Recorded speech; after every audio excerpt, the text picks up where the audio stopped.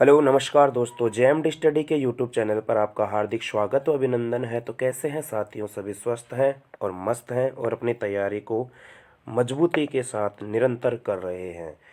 जो कभी संघर्ष से परिचित नहीं होता, जो कभी संघर्ष से परिचित नहीं होता, इतिहास गवाह है कि वो कभी चर्चित नहीं होता।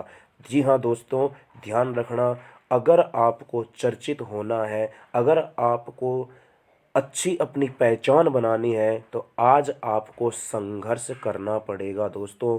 बिना संघर्ष के कोई भी व्यक्ति परिचित नहीं होता है। इस बात का ध्यान रखना साथियों। जब तक आप संघर्ष नहीं करोगे, अपनी पहचान नहीं बनाओगे। संघर्ष करने का मतलब है दोस्तों, यहाँ आप लोगों को दिन रात मेहनत करनी है, अपने लक्ष्य के प्रति जान झोंक देनी है दोस्तों। और जब तक आपका लक्ष्य हासिल नहीं हो जाता, तब तक दोस्तों आपको रुकना नहीं है, थकना नहीं है, थमना नहीं है और झुकना नहीं है। जी हाँ दोस्तों, निरंतर अपने प्रयास को जारी रखते रहना है। तो साथियों, उठाइए कॉपी पेन और तैयार हो जाइए आज के करंट अफेयर्स को नस्ते नाबूद करने के लिए और उस मंजिल को उसकी औकात दिखाने के लिए। प्यारे साथियों, 20 जनवरी 2022 करंट अफेयर्स के प्रश्न और उत्तर की बात करते हैं। ध्यान रखना, माँ बाप की आंखों में खुशी के आंसू देखने हैं। कॉपी पेन उठाइए और लग जाइए दोस्तों अपनी मेहनत करने के लिए। चलिए दोस्तों, आज की क्लास का पहला क्वेश्चन, और पहला क्वेश्चन आपके सामने बहुत ही शानदार है दोस्तों। पहला क्वेश्चन है, भारत के 5 टाइगर रिजर्व में हाल ही में कितने वर्षीय कोलर वाली बाघिन की मृत्यु हो गई है? तो ध्यान रखना दोस्तों, कोलर वाली बाघिन, इसी को एक और नाम कहते हैं दोस्तों, सुपर मोम। क्या नाम है दोस्तों इसका? सुपर मोम के नाम से भी ये जानी जाती है दोस्तों। ध्यान रखना, तो इसको कोलर वाली बाघिन या सुपर मोम के नाम से जाना जाता है। और इनकी जो उम्र है दोस्तों, वो कितनी है? 16 से 17 वर्ष। क्या है दोस्तों? 16 से 17 वर्ष की उम्र में इनकी क्या हो जाती है? मृत्यु हो जाती है। और ध्यान रखना दोस्तों, इसको चाहिए, पहली बात तो ध्यान रखना, 5 टाइगर रिजर्व है कहाँ पर दोस्तों? मध्य प्रदेश में है। कहाँ पर है? मध्य प्रदेश में है। और आपको पता होगा मध्य प्रदेश के क्या कहते हैं? टाइगर स्टेट कहते हैं। मध्य प्रदेश को क्या कहते हैं दोस्तों? टाइगर स्टेट के नाम से किसे जाना जाता है? मध्य प्रदेश को जाना जाता है। और जो कोलर वाली या सुपर मोम जो बाघिन थी दोस्तों, इसका ध्यान रखना, इसने 29 शावकों को क्या दिया था? जन्म दिया है दोस्तों। कितने शावकों को? 29 शावकों को जन्म दिया है दोस्तों इसने, कोलर वाली या सुपर मोम बाघिन ने, जिनके हाल ही में मृत्यु हो गई है दोस्तों, जिनकी उम्र 16 से कितनी है? 17 वर्ष की आयु में इनकी क्या हो जाती है? मृत्यु हो जाती है। तो ध्यान रखना है दोस्तों, यहाँ पे बहुत अच्छा प्रश्न है। और 5 टाइगर रिजर्व कहाँ पर है? मध्य प्रदेश में है दोस्तों। इस बात का आप लोगों को ध्यान रखना है। कान्हा, पैंच, ये सारे के सारे कहाँ पर हैं? मध्य प्रदेश में है दोस्तों। और मध्य प्रदेश को कहा जाता है क्या? टाइगर स्टेट के नाम से जाना जाता है। चलिए दोस्तों, बढ़ते हैं नेक्स्ट क्वेश्चन की तरफ। नेक्स्ट क्वेश्चन है हमारा, चलिए इसका सॉल्यूशन देख लेते हैं। ये रहा दोस्तों, 5 टाइगर रिजर्व हाल ही में 16 वर्षीय, 16 से 17 है दोस्तों। ये क्या है? 16 या 17 वर्ष। कोलर वाली बाघिन 17 वर्ष भी मतलब बताया गया है इसका, तो मृत्यु हो गई है। तो कोलर वाली बाघिन का जन्म 2005 में हुआ था। इस बाघिन ने बाघों की आबादी बढ़ाने में महत्वपूर्ण भूमिका निभाई। और इस बाघिन ने अपने जीवन काल में कितने शावकों को जन्म दिया है? 29 शावकों को जन्म देके एक विश्व रिकॉर्ड बनाया है। तो ये आप लोगों को यहाँ पे ध्यान रखना है। चलिए दोस्तों, बढ़ते हैं नेक्स्ट क्वेश्चन की तरफ। अगला क्वेश्चन है, बड़ा शानदार क्वेश्चन है ये भी दोस्तों। इसको भी आप लोगों को क्या करना है? ध्यान रखना है अच्छे से। चलिएगा, नेक्स्ट क्वेश्चन है कि इनमें से किस संगठन ने हाल ही में world employment and social outlook report जारी की है? कौन सी दोस्तों? World employment and social outlook report. Employment मतलब हो गया दोस्तों यहाँ पर क्या, जो कार्य करने वाले होते हैं, जो वो एम्प्लॉय होते हैं दोस्तों, इनकी रिपोर्ट जारी की है दोस्तों। ये किसने की है? अंतर्राष्ट्रीय श्रम संगठन ने की है, ILO ने की है, इंटरनेशनल लेबर ऑर्गेनाइजेशन ने की है दोस्तों। किसने की है? इंटरनेशनल लेबर ऑर्गेनाइजेशन ने की है। तो बात करते हैं ILO की स्थापना की। तो इसकी स्थापना होती है दोस्तों 11 अप्रैल, कब होती है? 11 अप्रैल 1999। कब होती है?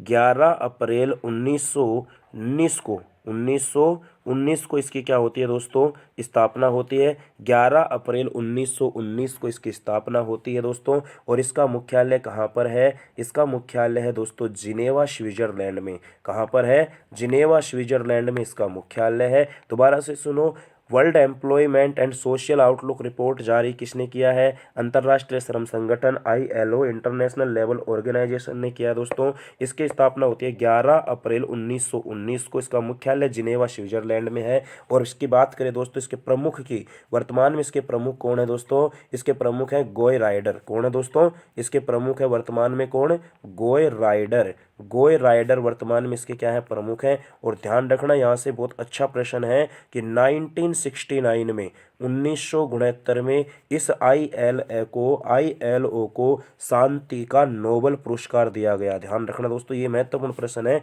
शांति का नोबेल पुरस्कार जो कि कहाँ मिलता है, ओस्लो में मिलता है दोस्तों। तो शांति का नोबेल पुरस्कार किसको दिया गया है, 1969 में ILO को दिया गया था। ये प्रश्न भी आप लोगों को अच्छे से ध्यान रखना है। चलिए दोस्तों बढ़ते हैं नेक्स्ट क्वेश्चन की तरफ। इसमें देख लेते हैं, अंतर्राष्ट्रीय श्रम संगठन ने हाल ही में world employment and social outlook report जारी की है। इसके मुताबिक 2022 में बेरोजगारी 207 मिलियन रहने का अनुमान लगाया गया, जो कि वर्ष 2019 की तुलना में लगभग 21 मिलियन क्या है दोस्तों, अधिक है। चलिए दोस्तों बढ़ते हैं नेक्स्ट क्वेश्चन की तरफ। नेक्स्ट क्वेश्चन है दोस्तों हमारे सामने, निम्न में से किस सरकार ने हाल ही में सुगंधित पौधों की खेती पर जागरूकता अभियान शुरू किया है। सुगंधित पौधे की बात हो रही है दोस्तों, जो परफ्यूम वाले जो प्लांट होते हैं दोस्तों, उनकी बात की जा रही है। तो ये किया है किसने, जम्मू कश्मीर सरकार ने। किसने किया है दोस्तों, जम्मू कश्मीर सरकार ने किया है। इस बात का आप लोगों को यहाँ पे ध्यान रखना है। चलिए दोस्तों बढ़ते हैं नेक्स्ट क्वेश्चन की तरफ। नेक्स्ट क्वेश्चन है दोस्तों, ये भी बहुत अच्छा प्रश्न है, ये ध्यान रखना इसका। निम्न में से किस पुरस्कार से सम्मानित गरीबों की आवाज के रूप में याद की जाने वाली सामाजिक कार्यकर्ता शांति देवी का हाल ही में निधन हो गया। तो ध्यान रखना दोस्तों, ये किस से संबंधित थी, ये कौन सा पुरस्कार मिला था इनको, शांति देवी जी को, जो कि सामाजिक कार्यकर्ता थी। और इनको दिया गया है दोस्तों कौन सा, पद्म श्री। भारत का चौथा सर्वोच्च पुरस्कार है दोस्तों। और इन पद्म श्री से सम्मानित किया जा चुका था। और शांति देवी जी का संबंध कहाँ से है, ओडिशा से है दोस्तों। कहाँ से है, ये ओडिशा से बिलोंग करती हैं दोस्तों। इस बात का ध्यान रखना है। और 2021 में ही इनको कौन सा पुरस्कार दिया गया था, पद्म श्री पुरस्कार से इनको सम्मानित किया गया था, जो कि 2022 में 88 वर्ष की उम्र में इनकी क्या हो जाती है, मृत्यु, यानी कि इनकी निधन हो जाता है दोस्तों। इस बात का ध्यान रखना। आपको मैंने पहले एक बार बताया था सिंधु ताई सपकाल, ये भी प्रश्न आप लोग लिख लो कहीं पे दोस्तों, मैंने पहले बता रखा है आप लोगों को। ये कौन सा, सिंधु ताई सपकाल। तो याद होगा दोस्तों आप लोगों को, सिंधु ताई सपकाल। कौन सा, सिंधु ताई सपकाल, जो महाराष्ट्र की क्या थी, मदर टेरेसा। तो सिंधु ताई सपकाल, उनका भी हाल ही में क्या हुआ है दोस्तों, निधन हुआ है। जिनको महाराष्ट्र के क्या कहते हैं, मदर टेरेसा कहते हैं। जिनको महाराष्ट्र की क्या कहते हैं दोस्तों, मदर टेरेसा कहते हैं। ये आप लोगों को ध्यान रखना है।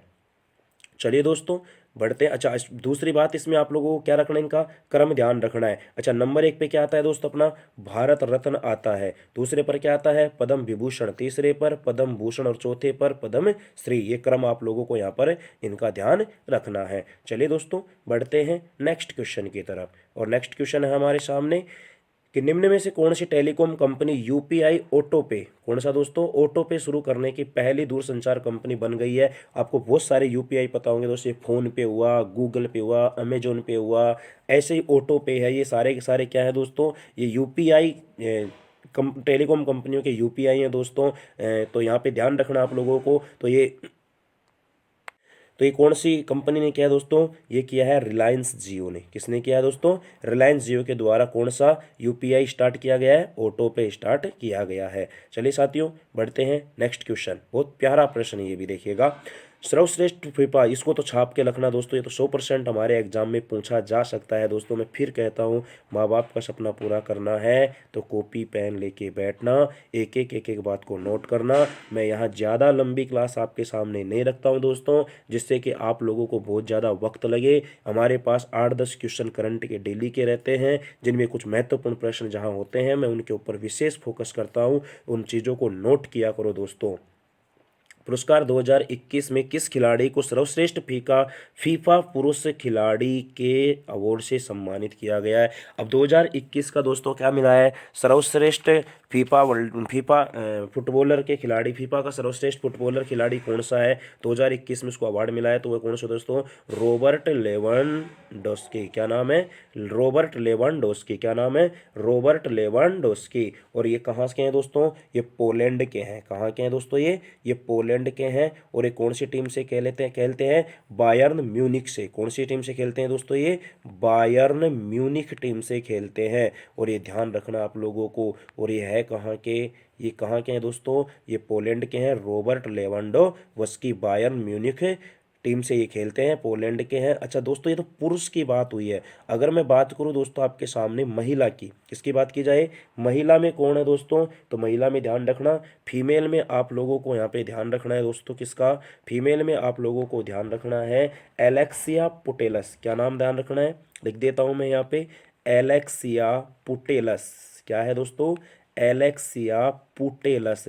तो ध्यान रखना, पुरुष का और महिला का ही पूछा जाएगा हमारे से इसमें। तो पुरुष का तो रॉबर्ट लेवेंडोव्स्की है और महिला में कौन है, एलेक्सिया पुटेलस है। और एलेक्सिया पुटेलस कहाँ की है दोस्तों, स्पेन की है। कहाँ की है दोस्तों, स्पेन की है। तो ये ध्यान रखना आप लोगों को, ये हाल ही में सर्वश्रेष्ठ फुटबॉलर का पुरस्कार इनको दिया गया है। और फीफा का संबंध किस खेल से है, फुटबॉल से संबंध है। चलिए दोस्तों बढ़ते हैं नेक्स्ट क्वेश्चन की तरफ। दुबई में अंतर्राष्ट्रीय लोक कला महोत्सव में किस राज्य की लावणी कलाकार सुमित भाले ने गोल्ड मेडल जीता है। और लावणी दोस्तों आपको पता होगा महाराष्ट्र का है, तो सीधा सीधा सा आंसर क्या हो जाएगा, महाराष्ट्र का। तो लावणी जो लोक नृत्य है दोस्तों कहाँ का है, महाराष्ट्र का है। और लोक कला महोत्सव में किसको दिया, कलाकार कौन है, सुमित भाले। कौन है दोस्तों, सुमित भाले ने कौन सा मेडल जीता है, गोल्ड मेडल जीता है सुमित भाले ने। कौन से, लावणी कलाकार है। और लावणी किस राज्य का है दोस्तों, महाराष्ट्र का है। चलिए दोस्तों बढ़ते हैं नेक्स्ट क्वेश्चन की तरफ। नेक्स्ट क्वेश्चन है दोस्तों बहुत प्यारा क्वेश्चन है कि निम्न में से किस देश ने हाल ही में पहला मेड इन अफ्रीका उपग्रह लॉन्च किया है। कौन सा, made in Africa. Made in Africa का मतलब हो गया कि जो अफ्रीका के द्वारा ही बनाया गया है उस उपग्रह को लॉन्च किया है दोस्तों। और ये किसने किया है, दक्षिण अफ्रीका ने किया है। अफ्रीका महाद्वीप का एक देश है दोस्तों साउथ अफ्रीका, जिसने मेड इन अफ्रीका उपग्रह को लॉन्च किया है। और आपको पता होगा दोस्तों, जो अफ्रीका महाद्वीप है, अफ्रीका जो कॉन्टिनेंट है, ये ऐसा कॉन्टिनेंट है जिससे आप लोगों को पता होगा एक तो अपनी कौन सी रेखा होती है। चलिए दोस्तों मैं डायग्राम से समझाता हूँ थोड़ा सा आपको, इस प्रकार से ध्यान से समझना। चलिए डायग्राम बनाते हैं अपन, देखते हैं दोस्तों, ध्यान से समझने की कोशिश करना इसको। अच्छा देखिए प्यारे साथियों, ये हमारे पास होता है क्या, हमारी पृथ्वी। ये क्या होती है दोस्तों, हमारी पृथ्वी। इसके बीचों बीच आपको पता होगा, इसके बीचों बीच एक होती है कौन सी रेखा, भूमध्य रेखा। कौन सी रेखा होती है दोस्तों, भूमध्य रेखा होती है। कौन सी रेखा होती है, भूमध्य रेखा, 0 डिग्री।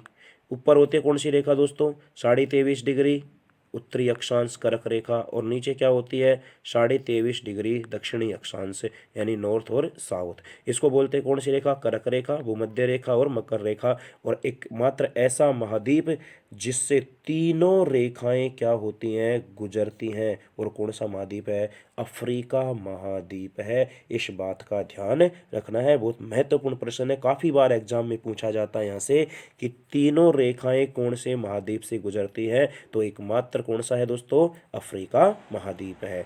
चलिए साथियों बढ़ते हैं नेक्स्ट क्वेश्चन की तरफ। नेक्स्ट क्वेश्चन है हमारा यहाँ पर है कि निम्न में इसमें से किस देश के पूर्व प्रधानमंत्री तोशिकी कैफू का हाल ही में 91 वर्ष की उम्र में निधन हो गया। तो ये कहाँ के थे दोस्तों, जापान के थे। कहाँ के थे, जापान के थे। प्रधानमंत्री कौन, तोशिकी कैफू का हाल ही में 91 वर्ष की उम्र में क्या हो गया, निधन हो गया। ये कौन से देश के प्रधानमंत्री थे, जापान के ये प्रधानमंत्री थे। तो ये ध्यान रखना है दोस्तों आप लोगों को। और आपको पता होगा हाल ही में जो जापान है दोस्तों, इस जापान ने एक सुपर कंप्यूटर का आविष्कार किया है दोस्तों।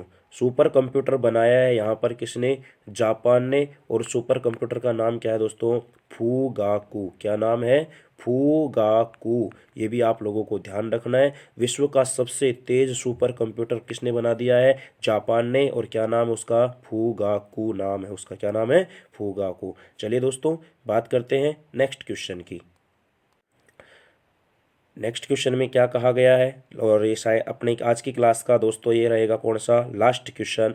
ध्यान से समझना। ये भी दोस्तों यहाँ पर भी एक राष्ट्रपति, देखो पहले तो पिछले क्वेश्चन में प्रधानमंत्री जी का निधन हुआ है, यहाँ पर राष्ट्रपति जी का निधन हुआ है। प्रधानमंत्री जी कहाँ के थे? जापान के। अब ये राष्ट्रपति कहाँ के हैं देखते हैं। निम्न में से किस देश के पूर्व राष्ट्रपति इब्राहिम बाउकर कीता, इब्राहिम कीता याद रख लो आप, तो इब्राहिम कीता का हाल ही में निधन हुआ दोस्तों। ये कहाँ के हैं? ये माली के हैं। और माली कौन से कहाँ का है दोस्तों? ये अफ्रीका।